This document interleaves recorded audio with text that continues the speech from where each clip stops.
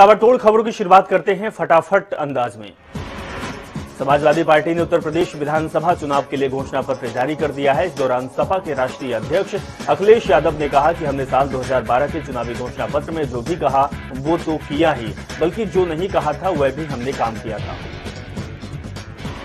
इस दौरान अखिलेश यादव ने कहा कि हमारे घोषणा पत्र में सभी फसलों के लिए एमएसपी दी जाएगी और गन्ना किसानों के लिए 15 दिनों में भुगतान किया जाएगा और सभी किसानों को 4 साल के भीतर यानी कि 2025 तक कर्ज मुक्त कर दिया जाएगा। अखिलेश यादव ने भी बताया कि सभी किसानों को सिंचाई के लिए मुफ्त बिजली, ब्याज मुक्त लोन दिया जाएगा।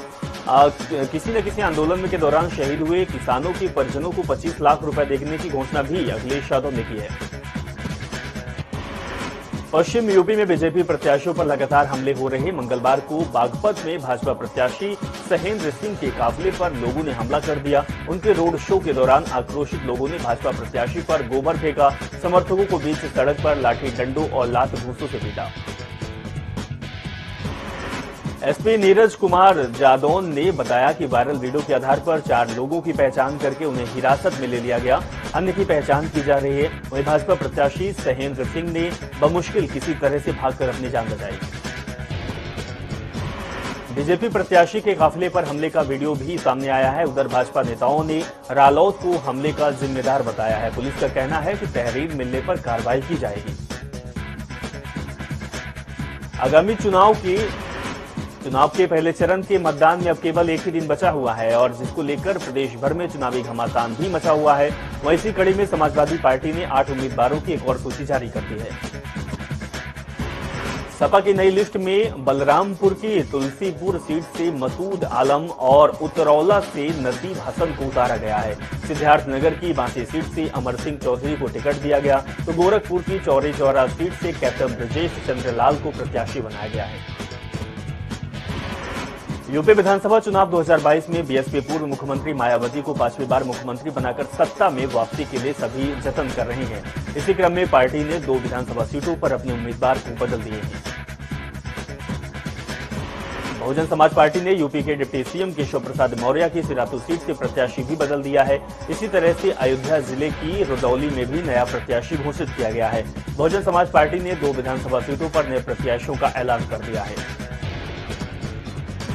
जिसमें 5वें चरण की सबसे चर्चित कौशाम्बी जिले की सिराथू विधानसभा सीट से अपना प्रत्याशी बदल दिया गया। वहीं सिराथू सीट से पार्टी ने अब मुनसब अली को उम्मीदवार बनाया है। इससे पहले यहां से संतोष कुमार त्रिपाठी को टिकट दिया गया था। दूसरे चरण के चुनाव के नजदीक आते ही जिले में राजनीतिक गतिविधियां काफी तेज हो गई है। बरेली में भी दूसरे चरण में मतदान होना है। ऐसे में सभी पार्टियों के स्टार प्रचारक अपने प्रत्याशियों के समर्थन में पहुंच रहे हैं। दूसरे चरण के चुनाव के लिए मतदान में 3 दिन पहले प्रधानमंत्री मोदी जिले में बीजेपी नेताओं में दम भरने पहुंचेंगे। 11 फरवरी को दोपहर 12 बजे जनसभा कर लोगों को संबोधित करेंगे। फिलहाल रबड़ फैक्ट्री का मैदान कार्यक्रम के लिए चुना गया है। ये जानकारी महानगर अध्यक्ष केएम अरोड़ा ने दी। प्रधानमंत्री का कार्यक्रम तय होने के बाद अब 10 तारीख को जिले में होने वाली सीएम योगी और 11 तारीख को होने वाली उप मुख्यमंत्री केशव प्रसाद मौर्य की सभी रैलियां निरस्त हो सकती है। जालौन में सूचना मिलने पर पुलिस ने अंतर्राज्यीय गांजा तस्कर गिरोह के 7 गांजा तस्करों को गिरफ्तार कर लिया है, जिनके कब्जे से पुलिस ने 762 किलोग्राम गांजा बरामद किया है। बरामद किए गए गांजे का अंतर्राष्ट्रीय बाजार में कीमत लगभग 3 करोड़ रुपए आंका जा रहा है। वहीं गिरफ्तार किए गए आरोपी के पास से पुलिस ने गांजा बिक्री के 2,18,900 रुपए और एक ट्रक स्कॉर्पियो और एक इकॉन कार भी बरामद की है। फतेहपुर के थरियाव गांव क्षेत्र में युवक की गोली मारकर हत्या कर दी गई, जिसके बाद सूचना मिलते ही मौके पर पहुंची पुलिस ने शव को कब्जे में लेकर पोस्टमार्टम के लिए भेज दिया और मामले की जांच पड़ताल में जुट गए। हरदोई के शाहाबाद कोतवाली क्षेत्र में एक ग्राहक सेवा केंद्र संचालक ने बाइक सवार बदमाशों ने तमंचे के बल पर 3,70,000 रुपए की लूट की अंजाम को लेकर फरार हो गए। जिसके बाद सूचना मिलते ही मौके पर पुलिस पहुंची, मामले की छानबीन में जुट गई।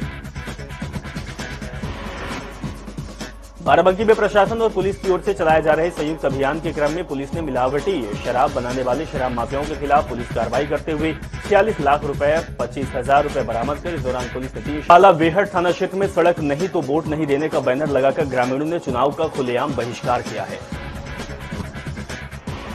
पूरा मामला राजस्व ग्राम पथराई का है, जहां ग्रामीणों का आरोप है कि आजादी के बाद अब तक उनके गांव तक जाने के लिए सड़क नहीं बनाई गई। आज भी ग्रामीण जंगली रास्तों से होकर गुजरते हैं और बरसात में तो स्थिति भयानक हो जाती है। जालौन के कोतवाली क्षेत्र में बैंक से पैसे निकालकर घर में जा रहे युवक से टप्पेबाजी ने 55,000 रुपए लूट की वारदात को अंजाम दिया। घटना की सूचना मिलते ही मौके पर पुलिस पहुंची जांच पड़ताल में जुट गई।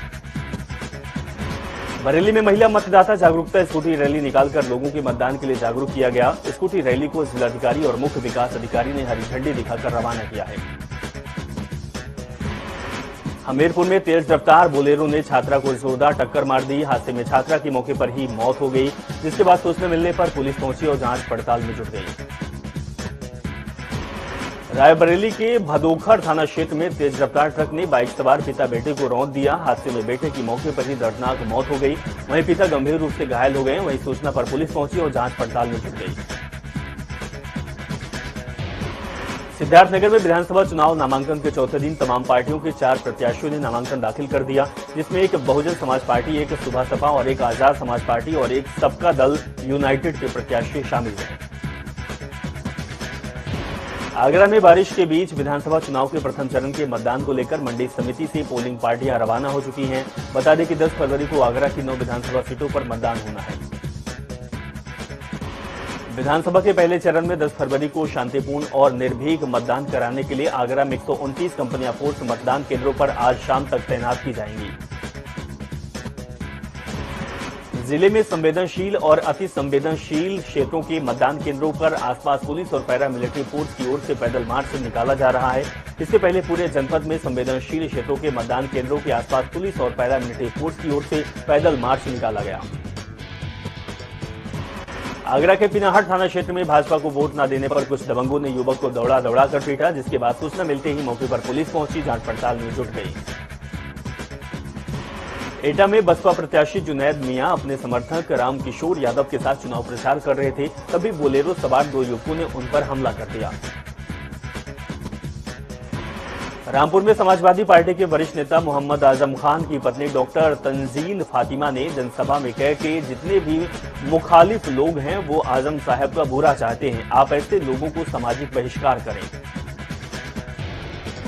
मुरादाबाद में गृह मंत्री अमित शाह की ओर से आजम खान की जेल में रहने के मुद्दे पर दिए गए भाषण पर भी डॉक्टर तंजील फातिमा ने अफसोस जताया है। इस दौरान उन्होंने न्यायपालिका से इंसाफ नहीं मिलने की बात कह डाली है। महोबा में पिता से विवाद होने के बाद दबंगों ने तिलक कार्यक्रम में बेटे को गोली मार दी, मारकर गंभीर रूप से घायल कर दिया, जिसके बाद घायल युवक को इलाज के लिए अस्पताल में भर्ती कराया गया, जहां उसका इलाज चल रहा है। इस घटना से पूरे इलाके में कोहराम मचा हुआ है। वहीं सूचना मिलते ही पुलिस ने नामजद 2 आरोपियों को हिरासत में लेकर जेल भेज दिया, जबकि अन्य आरोपी अभी फरार चल रहे हैं। बादा में रेलवे स्टेशन का एक वीडियो सोशल मीडिया पर तेजी से वायरल हो रहा। वायरल वीडियो में रेलवे स्टेशन के बाहर तिराहे पर 3 शराबी युवकों ने आधा घंटा तक हंगामा करते हुए जमकर मारपीट की है। रायबरेली के डलमऊ थाना क्षेत्र में पुलिस ने 2 शराब माफियाओं के कब्जे से 1 करोड़ 20 लाख रुपए कीमत की संपत्ति कुर्क की है। ये संपत्ति शराब के अवैध कारोबार से अर्जित की गई थी। पुलिस ने ढोल मजीरे के साथ माफियाओं के आवास पर पहुंचकर कुर्की को नोटिस के तहत संपत्ति को कुर्क किया है। बता दें कि दोनों आरोपियों के खिलाफ आधा दर्जन से ज्यादा संगीन धाराओं में मुकदमे दर्ज हैं।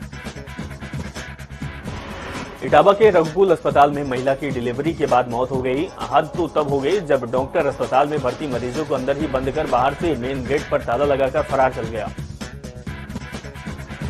घटना की जानकारी मिलने पर पुलिस बल, मजिस्ट्रेट और डिप्टी सीएमओ मौके पर पहुंचे। वहीं मजिस्ट्रेट मौजूदगी में पुलिस ने ताला तोड़कर मरीजों को बाहर निकालकर इलाज के लिए अस्पताल में भर्ती कराया। ललितपुर के बानपुर थाना क्षेत्र में विधानसभा चुनाव के दौरान की जा रही चेकिंग अभियान के तहत पुलिस ने एक गाड़ी से 20 लाख रुपए बरामद की है। बरामद की गई रुपयों की पुलिस जांच पड़ताल कर रही है। बदायूं के कादर चौक थाना क्षेत्र में फेसबुक पर अवैध तमंचे के साथ युवक की तस्वीरें सोशल मीडिया पर तेजी से वायरल हो रही। तस्वीर में युवक अवैध तमंचा हाथ में लहराता हुआ दिखाई दे रहा है।